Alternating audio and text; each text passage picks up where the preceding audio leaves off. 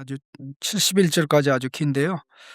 이 오병이어 기적 가운데 특별히 요한복음 6 장에 기록된 것은 오병이어 기사 가운데 맨 마지막에 네 번째로 나오는 기적이라는 것을 기억할 필요가 있습니다. 마태복음 14장에 나오고 또 마가복음 6장에 나오고 누가복음 9장에 나오고 요한복음 6장에 나오는데요. 이게 맨 끝에 나온다는 거, 그러니까 앞에서 얘기한 것을 다 똑같이 반복하는 게 아니고 앞에서 주신 말씀 중에 반영되지 않았던 새로운 측면을 말씀을 하고 있는데요. 그 예수님의 사역이 모든 것이 중복적으로 기록된 것은 아닙니다. 기적이 중복돼서 기록되는 게 있고요. 또 사역도 중복적으로 기록되는 게 있는데 예수님의 모든 사역 가운데 특별히 유일하게 4번 반복해서 기록된 부분이 있습니다. 4번 반복해서 기록된 부분, 4번 반복해서 기록된 부분에 해당되는 게 예수님의 마지막 일주일입니다. 예수님 사역의 마지막 일주일. 다시 바꿔서 말하면 예수님의 순환과 부활 기사가 4번씩 기록이 됐습니다. 4번씩 기록됐습니다. 그런데 예수님이 행한 기적과 이적 표적들이 수를 헤아릴 수 없을 정도로 많은데, 이거는 요한복음의 표현입니다. 그가 행하신 것을 다 기록하면 세상에 그 모든 것을 둘 만한 도서관이 없다, 막 그럴 정도였으니까요. 근데 그래서 그 일부만 기록이 됐는데, 요한복음에 그 기적들을 선별해서 기록이 됐는데, 특별히 유일하게 오병이어 기적은 예수님의 순환과 부활 기사처럼 4번 나옵니다. 꼭 기억하세요. 4번 나와요. 4번. 왜 4번 나올까요? 왜 그것만 4번 나올까요? 이걸 알면 우리 신앙생활이 절정에 도달합니다. 솔직히 말해서. 예수님이 오병이어 기적을 행한 시점으로부터 요한복음이 기록이 되어 우리에게 오기까지는 대략 길게 잡으면 한 40몇 년 이후에 이 기록이 나온 겁니다.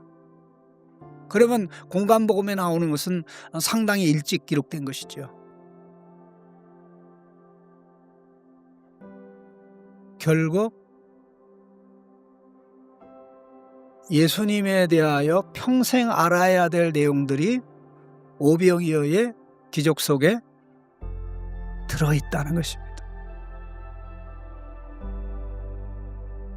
그 중에 우리가 알고 있는 것 하나 말씀드리고 이스라엘 백성과 관련된 거 말씀드린 다음에 예수님과 이어서 말씀하겠습니다.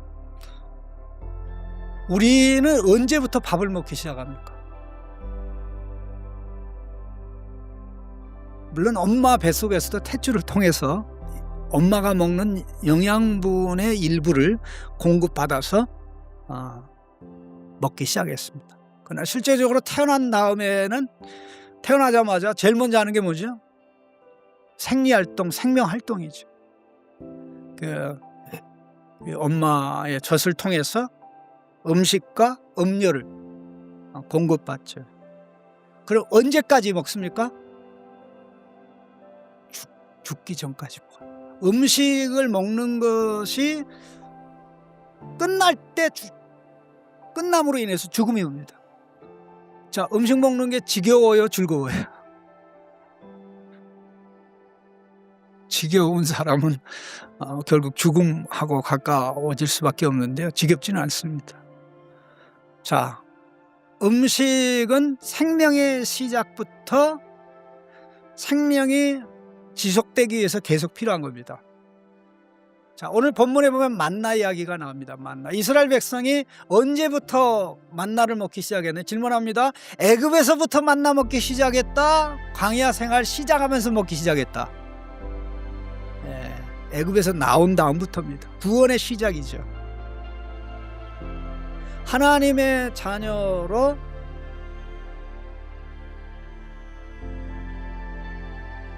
애굽에서 나와 구원의 은혜를 체험하면서부터 먹기 시작. 그럼 이스라엘 백성이 그럼 언제까지 만나를 먹었습니까? 광야 40년 동안 먹고 가나안 땅에 들어가서도 계속 먹었습니까? 어떻게 됐습니까?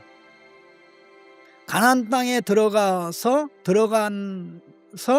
가나안 땅의 곡식을 먹자 그 다음 날부터는 만나가 내리지 않았어요. 왜?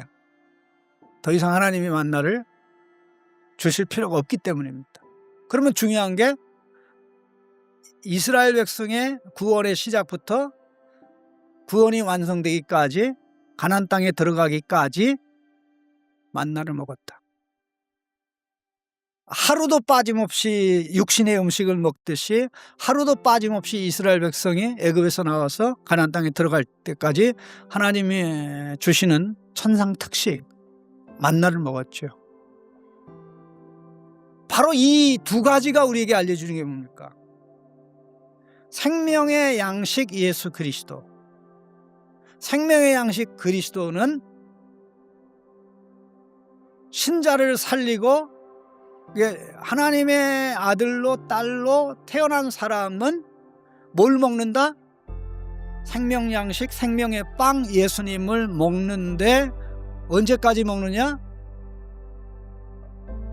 우리 구원이 완성되는 생명의 시작에서 성장해서 영생의 절정에 도달할 때까지. 근데 재미난 것은 이 사람들이 이 빵을 먹고 환장을 해요. 제가 환장이라는 표현을 썼습니다. 이 하나님의 시각에서 말이죠. 예수님의 시각에서 말이죠. 정말 환장하는데 뭐에 예수님에게 환장한 겁니까? 빵에게 환장한 겁니까? 빵에게 완전히 미친 거죠. 그래서 예수님이 필요한 게 아니라 뭐가 필요한 거예요? 빵이 필요한 거죠. 그러니까 예수님이 필요한 게 아니라 빵이 필요한 거니까 그 빵을 확보하기 위해서 누가 필요한 거예요? 예수님이 필요한 거죠. 그러니까 예수님이 그 빵을 주시지 않으면 예수님 필요 없는 거죠. 그런데 그런 것들에게 예수님이 하시는 말씀이 너에게 필요한 빵은 바로 나야. 나야 하니까 이게 이해를 못하는 거예요. 이해를 못하는 거예요. 결국은 어떻게 됩니까? 이 사건 때문에 제자들 가운데 어마어마하게 많은 사람들이 예수님 다 떠났어요. 자, 우리 마지막 부분 가서 보십시다. 6장 거의 후반부 부분인데요. 60절, 61절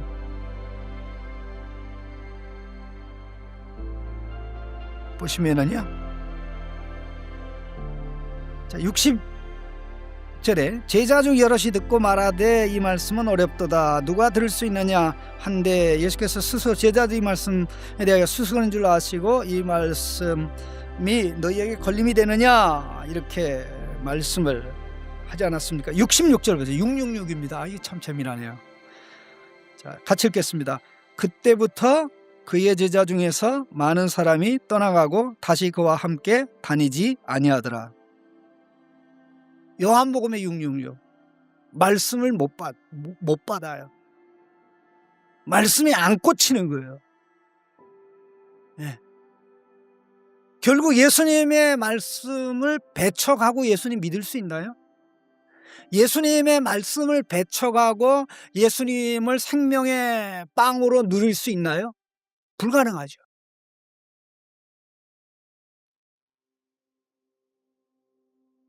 그런데 유다는 목적이 있어서 예수님을 떠나지 않고 결국 자신의 사역을 위해 예수님을 이제 이용해 먹으려고 끝까지 남아있죠. 그러다가 이제 나중에 이속을 차리죠. 말씀을 받아들이지 않고는 예수님을 생명의 떡으로 생명의 양식으로 누릴 수 있는 길이 없습니다.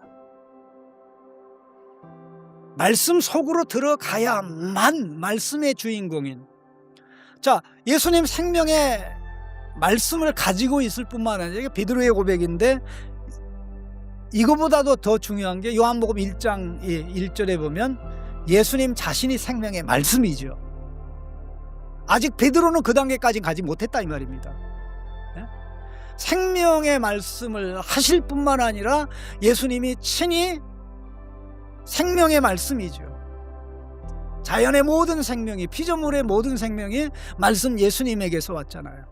그런데 그게 죄 가운데 빠진 인간을 건지기 위해서 예수님이 오셨는데 생명의 말씀으로 오셔서 생명의 말씀을 하는데, 예수님이 하는 말씀을 받아들이면 그 말씀을 가지고 성령이 생명을 일으키죠.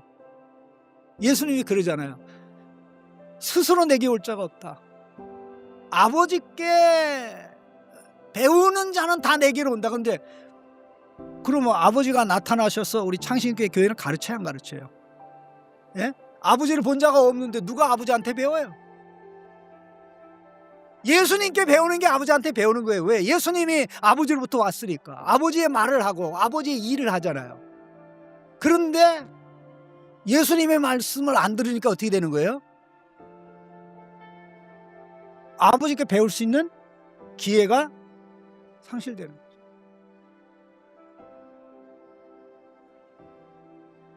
생명에서 생명으로 나가는 이 엄청난 역사. 그래서 요한복음에는 제자들이 5,000명 무리에게 떡을 나눠주는 게 나올까요, 안 나올까요? 제 얼굴을 보세요. 나올까요, 안 나올까요? 제자들이 그 5,000명 무리에게, 물론 그 이상 됩니다만 2만 명 될 겁니다만, 무리들에게 떡을 나눠주는 게 나옵니까, 안 나옵니까? 안 나옵니다. 안 나옵니다. 예수님이 나눠주는 것만 나옵니다. 예수님이. 제자들도 예수님에게서 봤죠. 그게 핵심이 뭡니까? 제자들도 그 떡을 먹어야 되는 거죠. 왜 예수님만 나눠주는 것을 강조했냐면요, 예수님이 우리에게 친히 생명의 빵이 생명의 음료가 되기 위해서는 십자가의 길을 가셔야 되기 때문에 그렇습니다. 십자가의 길을 예수님을 보고 믿었는데 대충 받아서 믿을 수가 없어요. 그래서 이 사건 전에 굉장히 중요한 내용이 하나 있는데, 그게 뭐냐면요, 자, 오병이어 기적을 행하고 예수님이 굉장히 마음이 상했어요. 무리를 흩어보내죠. 그리고 제자들한테 배를 태워서 야 빨리 가, 배 타고 가. 그래서 배를 태워서 이제 갈릴리 건너편으로 보내죠. 그 다음에 이제 오병이어 기적에 표적에 관한 설명에서 오병이어 기적, 그 다음에 거기에 관한 교훈, 그 중간에 배 사건이 나오는 거예요. 배 사건. 이게 다 하나입니다. 이게 다 하나인데, 자, 어떻게 됩니까? 예수님은 산으로 가시고 제자들은 배를 타고 이제 예수님 명령받아 건너편을 가는데, 이 배가 목적지에 가요, 못 가요? 뺑뺑이 아니라 계속 돌고 돌아요. 그런데 참 놀라운 게, 그 풍랑이 일어나는데도 배는 이 갈릴리호에 빠지지 않는 거 있죠. 침몰 안 하는 거 있죠. 침몰 안 하는 게 기적인 줄로 믿습니다. 근데 중요한 건, 그보다 더 중요한 건 그 다음이에요. 예수님 무리로 오시는데 제자들이 주목을 합니다.